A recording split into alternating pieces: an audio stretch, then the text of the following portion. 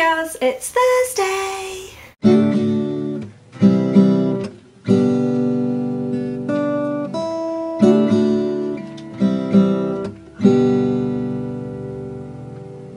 So I'm loving this theme so far. Just talking about Harry Potter is amazing and incredible, and I'm doing this in my study break at the moment, so you know, what better way to spend not revising than talking about Harry Potter. So which house am I in? I think that could kind of be pretty obvious from my t-shirt, which is Gryffindor Team Seeker.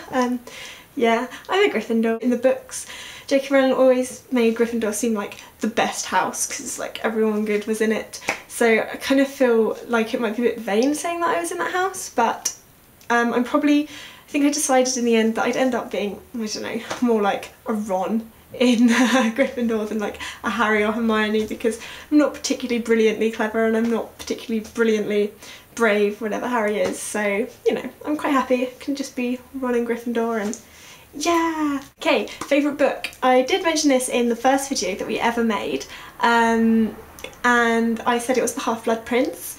Now, with my music taste, my favourite books also change very, very often. It's really, really fickle and God, I just can't make decisions or do anything. I would probably say that my favourite book is still Half-Blood Prince, because just Lupin and Tonks are so cute together. Like, oh God, it's so wonderfully angsty in it, and I mean, I do love a good angsty romance, so that's probably why it's my favourite one. Also because, you know, there's some proper Ron and Hermione stuff going on as well, and they're like probably my second favourite couple actually. I do get annoyed at Harry in it, mainly because, you know, I mean seriously, these are your best friends and they're telling you this is a dangerous book, and look what happened to Ginny when she was using this book that she didn't know who it belonged to. So I think he is a bit ignorant in that aspect, but I think the general storyline of it was good, and also there's this whole like twist in Snape, and I know you guys said that you liked him, but I don't know, I didn't like his character because it was confusing.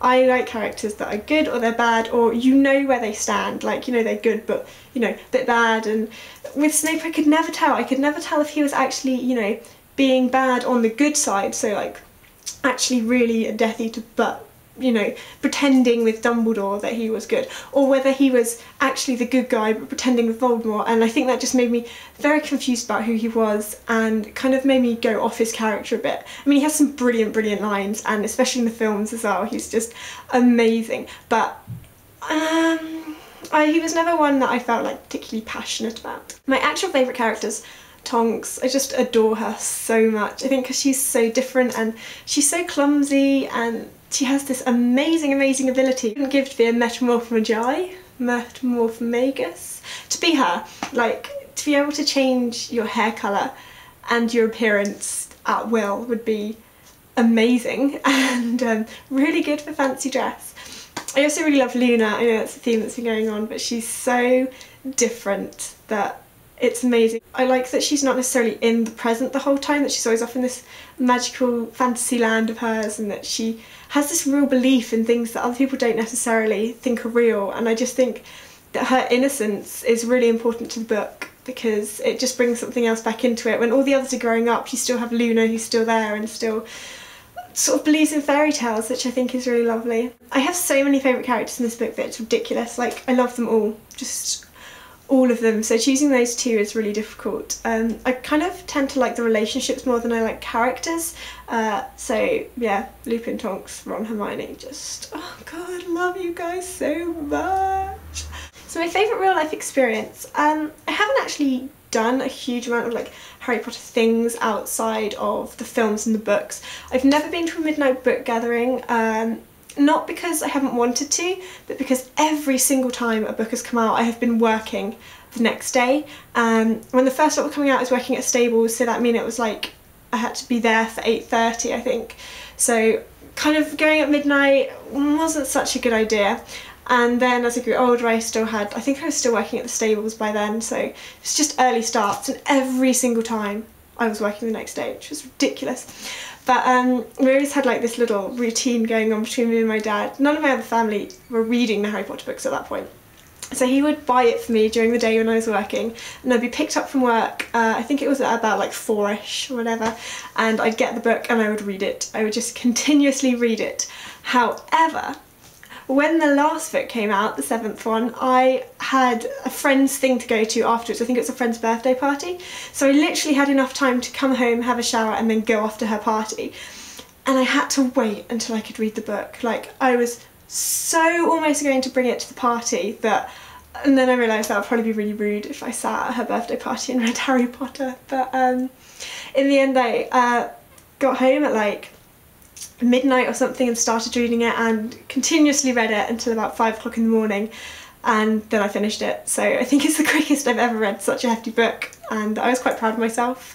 And then I continued to read it again afterwards. Like, oh, just any time a new book came out I would always read the previous ones beforehand up to the last one, read the new book again, and then read the whole series again. Like, oh, the amount of times I've read them is ridiculous.